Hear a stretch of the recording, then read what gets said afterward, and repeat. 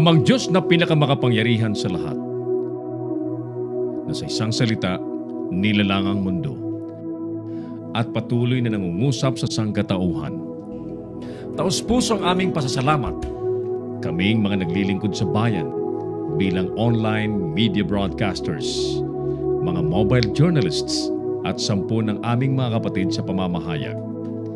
Pinupuri ka namin sa ipinagkaloob na malikhaing talino, kaalamang teknikal at kakayahang panaigin po ang katotohanan. Magtaglay po sana kami ng karunungan, matibay na integridad, malawak na pananaw at makatarungang mga desisyon sa aming mga tungkulin. Naway magsilbi po kaming tinig ng mga mahihina at hamon sa mga makapangyarihan.